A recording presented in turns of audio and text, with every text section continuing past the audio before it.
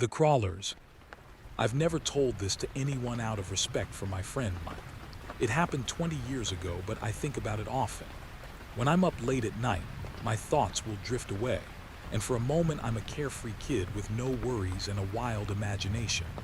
As an adult, there are all sorts of rational answers to what transpired, but I've never quite latched onto one as the answer.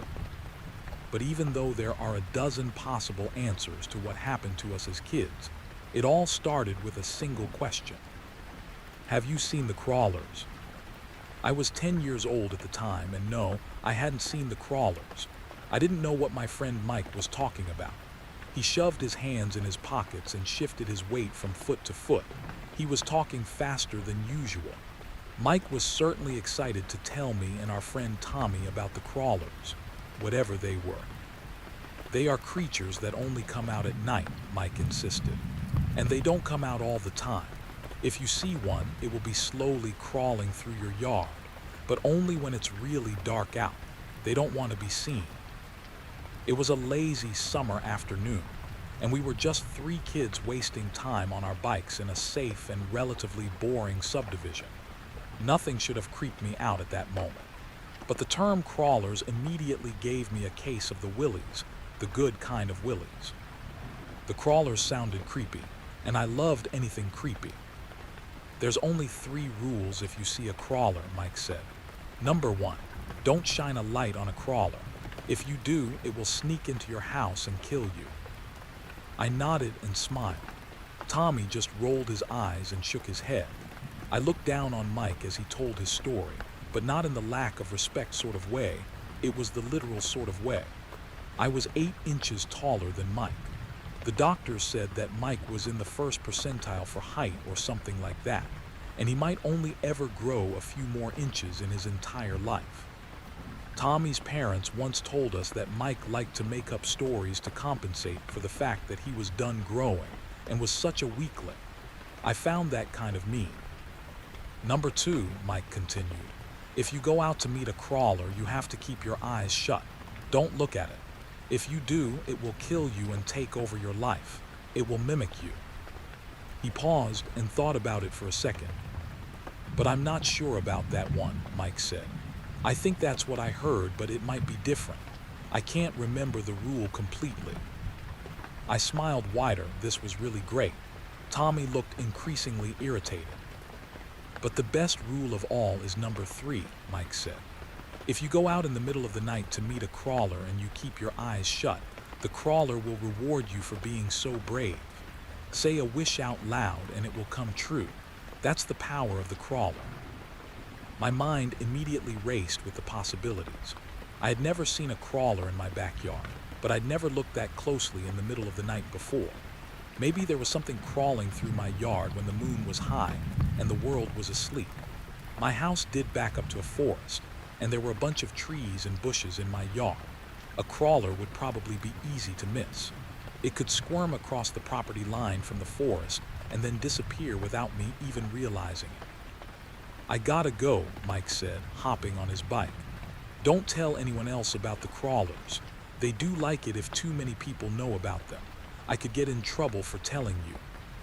With that, Mike pedaled away on his bicycle, the black patented leather on his sneakers glistening in the sun as his bike pedals spun faster. Tommy scoffed and rolled his eyes again. I wish I was short. Then maybe my parents would buy me $100 shoes to make me feel better. I ignored Tommy's comment. My head was too preoccupied with the existence of crawlers. He's so full of crap, Tommy said. He's just playing a joke on you. Mike never said anything smart in his whole life. You know he's in those special slow classes, right? There's no such thing as crawlers. Don't listen to him. But the thing was, I wanted to believe Mike. I wanted to believe in crawlers. So that night I stayed up way later than I should have, just waiting at my window. I sat there with the lights off, just sipping on soda and trying hard to stay awake, gazing into my large backyard and out into the forest. I shone a flashlight on a comic book as I flipped through the pages, trying to keep my mind from sliding into sleep. And then I saw it, a flicker of movement from the edge of the woods. I clicked off my flashlight and dropped to my knees. my eyes barely peeking above the windowsill. I couldn't believe it. It was a crawler. I tried not to look directly at it because I was nervous that be breaking the rules. I dropped down below the windowsill for a few seconds and then slowly rose, careful not to look too long. I carefully sneaked a look, but then my eyes dashed away. I didn't hold my gaze for longer than 2 seconds at a time. I didn't want to break one of Mike's rules. But the creature was there, dragging itself through my dewy yard near the edge of the forest. Pale skin, skinny arms and legs, very deliberate and stiff movements like it was struggling to move, all the while drenched in darkness. It was a crawler, at least I think it was. It was impossibly dark outside. I thought I saw its head turn and I quickly dropped down again, worried it might see me. This time I didn't get back up. I slept on the floor until sunup. The next day I told Tommy about what I saw, and he laughed at me and shook his head. "You can't be serious," he said. "I can't believe you're falling for this. It's just Mike playing a trick on you. I'll get to the bottom of this before you look even stupider." I didn't listen to Tommy. I wanted crawlers to be real. The next night I was determined to see the crawler again. I snuck outside at midnight with a sleeping bag under my arm. I wanted that crawler to come back, and this time I wanted my wish. I unrolled my sleeping bag near the edge of the forest and climbed inside, shivering with a mix of fear and anticipation. No one would understand how I felt. I remember thinking, no one would be brave enough to do what I was doing. I was dying for something as fantastic as a crawler to actually exist. It'd be like my favorite kind of movie come to life. Crickets chirped, and the occasional hoot of an owl echoed in the night. I laid in my sleeping bag under the stars for hours before I heard the noise, the rustling sound of body being dragged across grass and dirt. I pinched my eyes shut and waited. The rustling came increasingly closer, and my eyes clamped shut even harder. The labored breath of whatever was inching closer grew louder. It must have been a few feet away when it stopped. And then I felt its hand gently rubbing my leg over the flannel sleeping bag. It stopped on my ankle and latched on tight. Its fingers felt unnaturally long, like they had wrapped themselves twice around my skinny leg. I wanted to look. I yearned to see this horrible creature before me, yet my eyes did not betray me. They stayed closed, even as the breathing of the crawler turned into a low growl. It was growing impatient. But then it dawned on me. I hadn't thought of my wish. In that moment, my mind blanked, and the grip on my leg tightened. I blurted out the first thing that popped into my head. "A dog," I sputtered. "I've always wanted a dog. I wish for a dog." The creature grunted and released the grip. My eyes burned with pain from the force of squeezing them shut. I listened closely as the rustling of the crawler's body slowly led into the forest, and the sounds vanished into the night. I jumped up, grabbed my sleeping bag, and hightailed it inside. The following morning, I was eating breakfast with my family when we heard a low whimper and scratching coming from the front door. It whined some more, and then it barked. I almost choked on my cereal. We opened the front door, and there sat an emaciated black Labrador. There was no collar, no form of identification. It dropped its head and looked at us with droopy eyes. Everyone immediately fell in love. "Can we keep it?" my little sister cried. "Oh, Daddy, please, can we keep it?" My dad smiled. "We'll have to see whose dog this is, but if we can't find the owners, then I think we can keep it." I knew at that moment that we'd never find the owners. That dog would be ours. I finished breakfast and rode my bike like the wind to Tommy's house. I told him everything, but he was very disbelieving. He had that smug look on his face like he was just humoring me. "I hate to break it to you," Tommy said, "but that was Mike outside your house last night. I got the whole scoop from his older sister. Their parents have been fighting a lot, yelling, throwing things, the whole deal. When Mike gets upset, he goes outside and crawls around the backyard. I guess he doesn't want to be around them, but he still wants to hear what they're saying to each other. So he'll crawl around the yard, get close to different windows and listen. His parents don't know that he does it." And sometimes, Tommy continued, Mike will crawl around the yard even when his parents aren't fighting. That's what his sister says. Pretty weird. My heart broke that moment for Mike. That sounded awful. I couldn't imagine my parents fighting like that. Yet something still wasn't sitting right. What about the dog? I asked. How do you explain the dog? My wish came true. Tommy shrugged his shoulders. Maybe it's a coincidence. Or maybe Mike found a dog and brought it your house as part of the joke. But Mike is the crawler. He has to be. Tommy made a good point. It made perfect sense that Mike was the crawler. I was ready to drop the entire situation, but I still wasn't entirely convinced. I needed to find out for sure. That night I waited again. I lay in my sleeping bag near the forest's edge, hypnotized by the soundtrack of the night when the familiar rustling returned. I pinched my eyes shut again, ready to make another wish. This one would prove if the crawler was real or not. The crawler lurched on the ground towards me, and soon it was at my feet, gripping me with both hands this time. It pulled itself on top of me, dragging its body across mine. It breathed heavy and hard. Every movement it made was a colossal struggle. Its face was now inches from mine, and I felt its cold breath on my nose as it inhaled and exhaled, but my eyes remained shut. Its hands rubbed up and down on my face, like a blind man searching another face for recognition. There was no blurting out from me on this night. I knew exactly what I'd be wishing for. I wish for my friend Mike's parents to stop fighting, I said. I wish for them to not yell at each other anymore. The creature gasped and rolled off of me. I felt it lying next to me. Its breath quickened and was intermixed with light sniffling. I know it's you, Mike, I said, and I do wish for your parents to stop fighting. You don't need to crawl around and spy on people anymore. I didn't look, but I felt the crawler roll up into a ball and cradle itself. I lay still, eyes always closed. I'm not sure how long we laid like that in the summer night, and eventually, even though I was paralyzed with a mix of sadness, apprehension, and utter terror, I fell asleep. I awoke to the sun rising. The crawler was gone. 3 days later, Mike announced to us that his parents were getting divorced. They were sick of the fighting. They were tired of the screaming matches. They brought out the worst in each other, and it was time for them to split up. As Mike told us the story, he gave me a knowing look. A moment passed between us, a moment of recognition.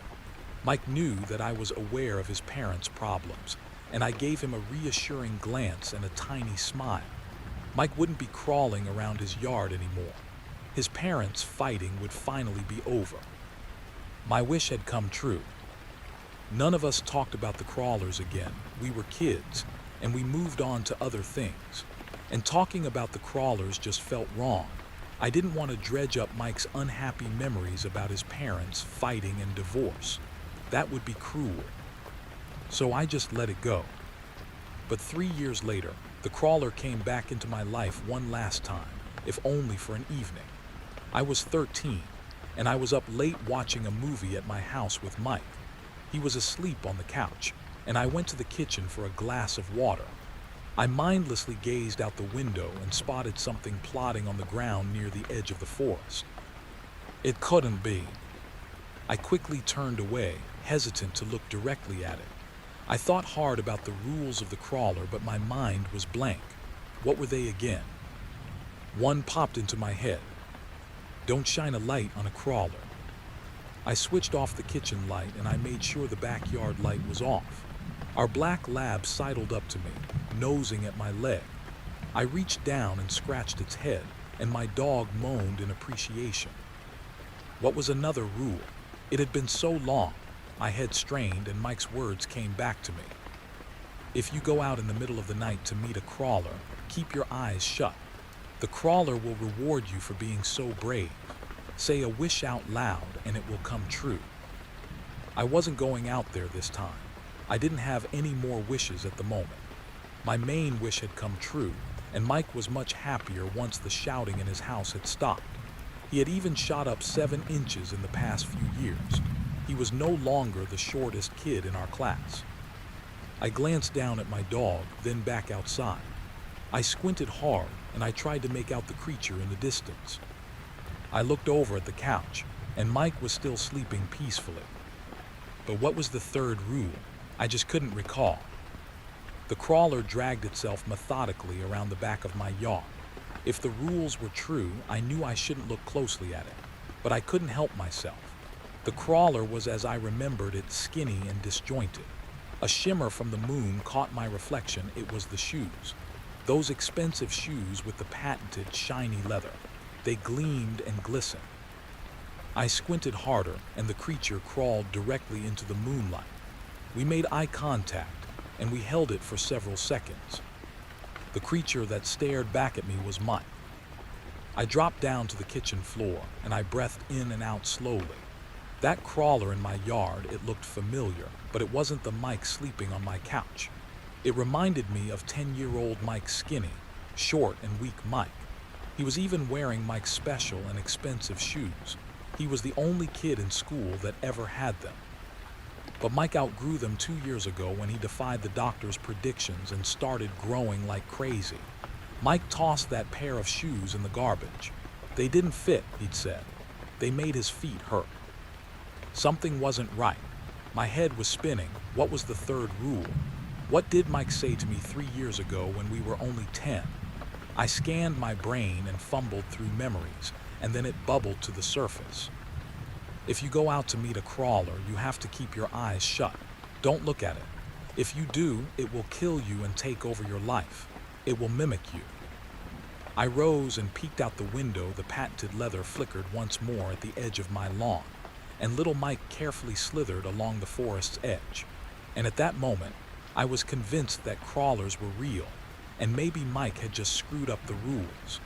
He said 3 years ago that he wasn't sure about the mimic rule, didn't he? Perhaps Mike had gotten the details wrong. Maybe the crawler doesn't just kill you and then assume your life. Maybe it leaves you alive, makes a copy of you and assumes your life. And then maybe you become the crawler. I looked out that kitchen window again and I saw nothing. There was no movement, no plodding creature squirming near the forest. The crawler was gone. I returned to the living room, settled back into the recliner and gazed at my friend. He slept peacefully, softly snoring. I shook my head, laughing at my foolishness. Maybe the 10-year-old me believed in the fantastic. The 13-year-old me didn't believe there were now 2 Mikes, one dozing on my couch and another living in some weird crawler limbo. That type of awesome creepiness just wasn't possible. There must have been a rational answer. But at that moment, I knew I would never mention it to anyone. The crawlers were just too sensitive of a subject. I would never say a word.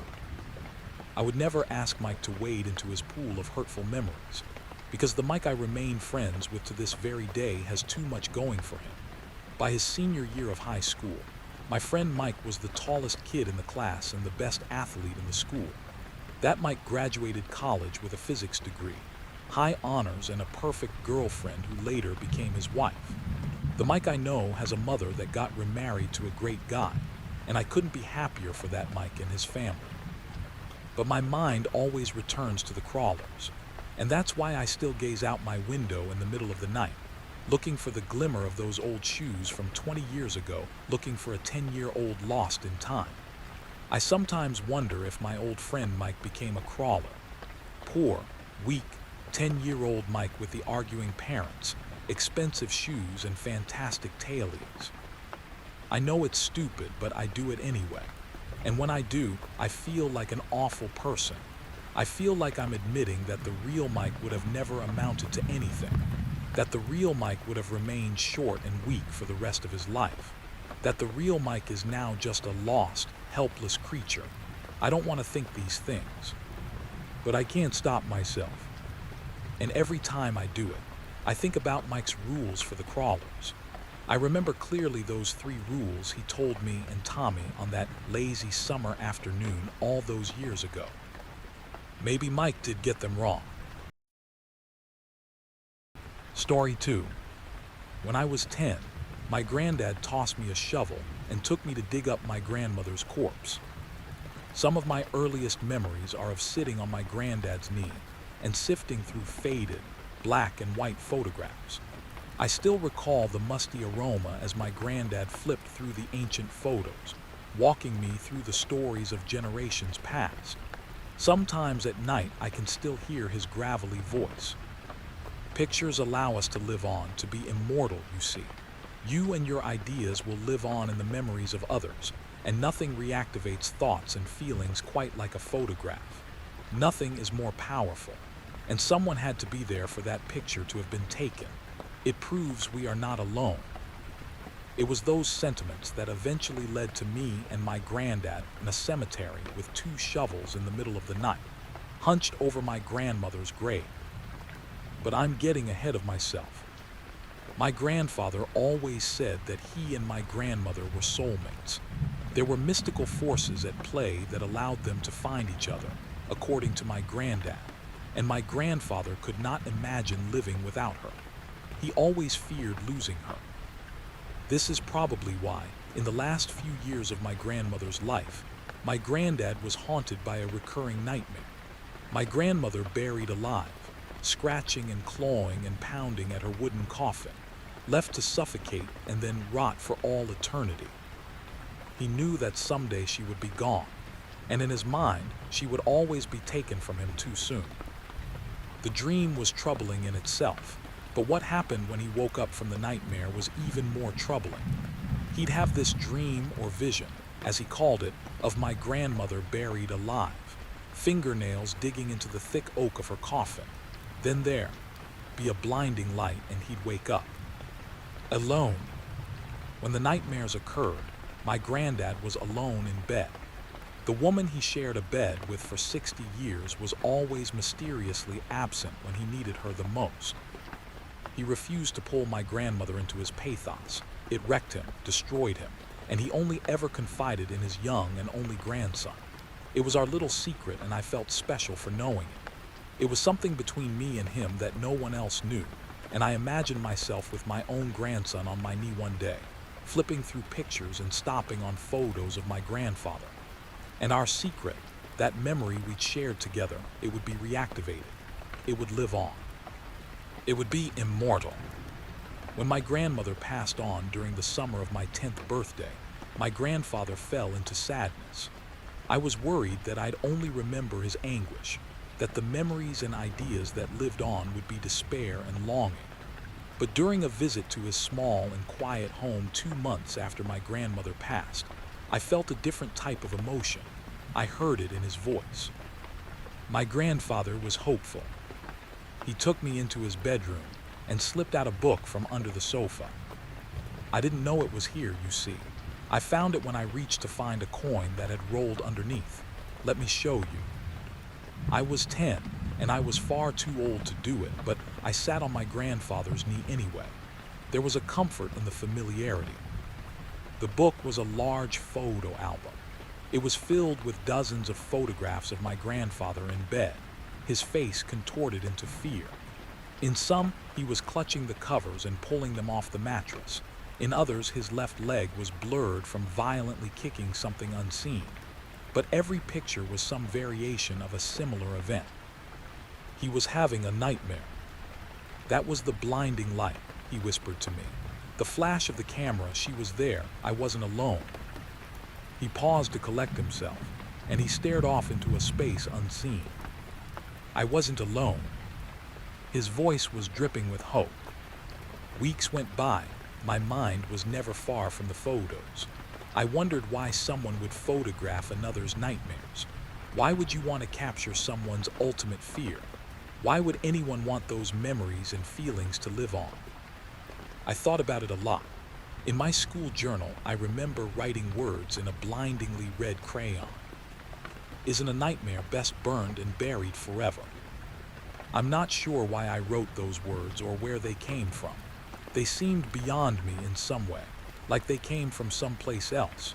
I hoped my teacher wouldn't see it because I couldn't explain it. I wouldn't explain it. It was me and my granddad's secret. My grandfather's thoughts didn't leave the photographs either. One night he arranged for me to sleep over at his house. It wasn't my first overnight trip at his place, but it had been a few years since the last one.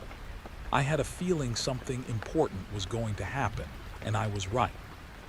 Not long after my parents dropped me off, my grandfather led me into the garage. On the wall hung 2 shovels, one about 5 feet long and one just the right size for a child to wield. He tossed me the small one. "It's more than just memories now, I'm sure of it," my grandfather said. She was trying to tell me something with those pictures, more than just reassuring me that I wasn't alone.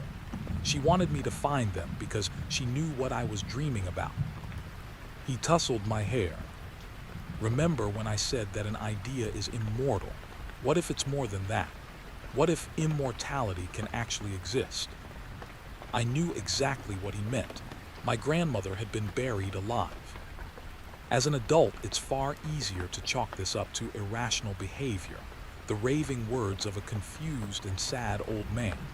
But I was only a boy, and I craved adventure and loved my grandfather more than just about anything.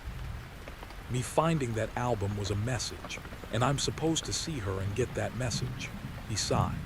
I wasn't alone, and now she won't be either. As I gripped that shovel in my hand, I saw it as the gateway to knowledge and truth, and essentially, my grandmother.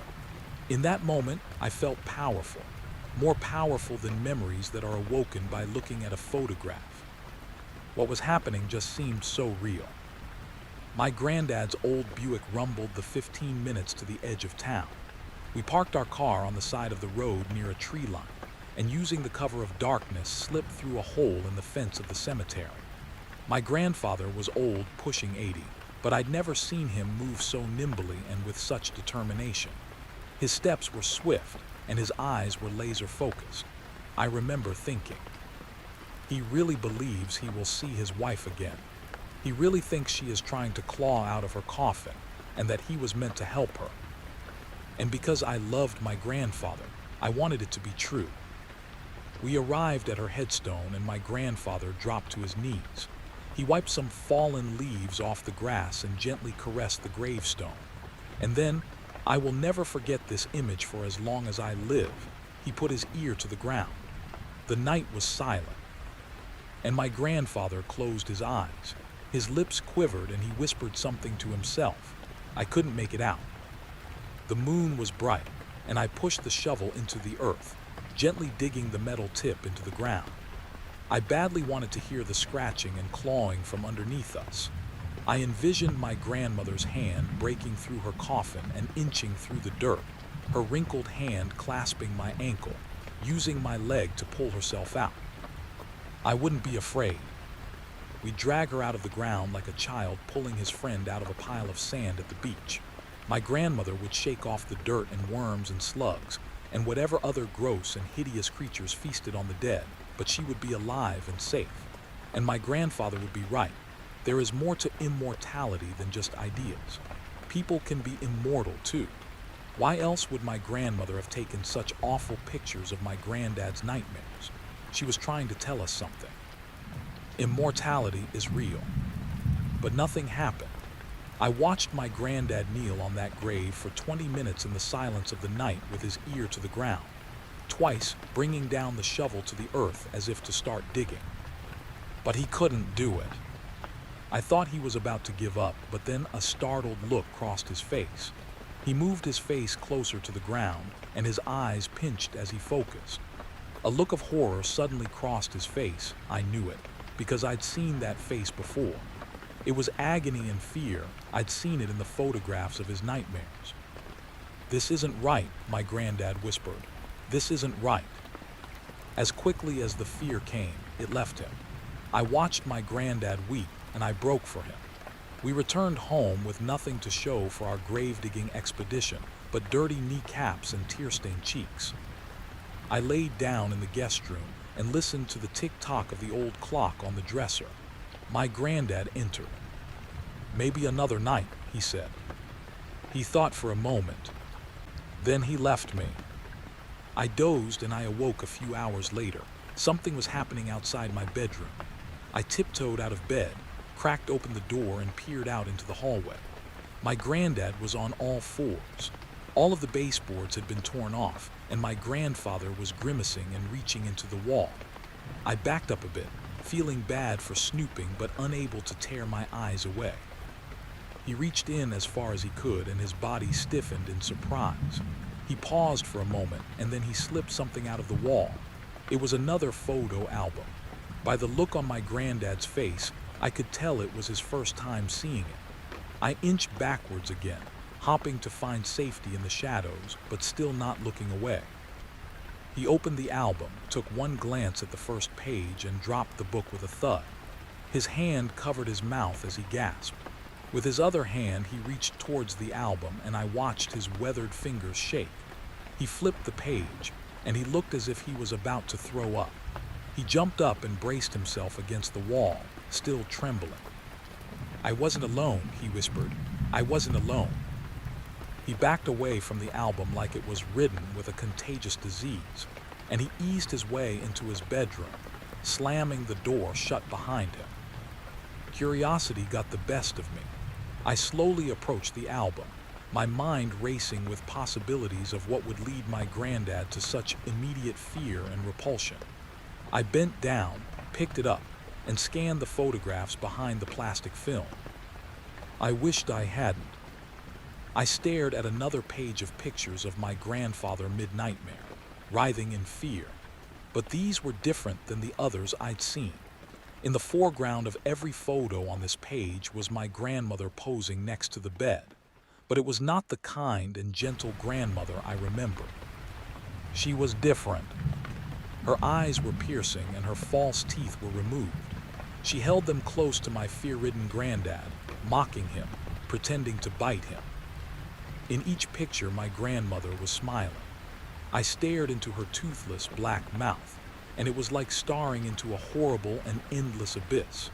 And in that moment, I asked myself the same question my granddad must have asked himself when he dropped the album and retreated into his bedroom. "Who took these pictures?" I heard my granddad move from his room, and I quickly laid the album back on the ground where I found it. I quietly scuttled to the guest room and clicked the door shut. The baseboards were back up the next morning, and the album was gone. I never told my granddad that I saw those pictures, and he never told me he found them. We never discussed what they might mean, and why his own wife seemed to take such morbid pleasure and relish in the unfathomable nightmares of her soulmate. We never discussed the grave-digging mission, nor did we ever discuss the mystical and magical qualities of photographs ever again. And we certainly never discussed who else might have been in his house to take those pictures. To paraphrase my grandfather, he wasn't alone. He died 2 years later. When we cleaned out his house, I found ashes in his fireplace. Mixed among the ashes were edges of old photographs and charred, blackened pieces of a photo album lost to flame. I lifted the pieces from the fireplace, and they crumbled and sifted through my fingers. I dug out my old journal that night. I flipped through the creased and wrinkled pages, and I stayed on one passage a long time. I had to agree with my 10-year-old self. Isn't a nightmare best burned and buried forever?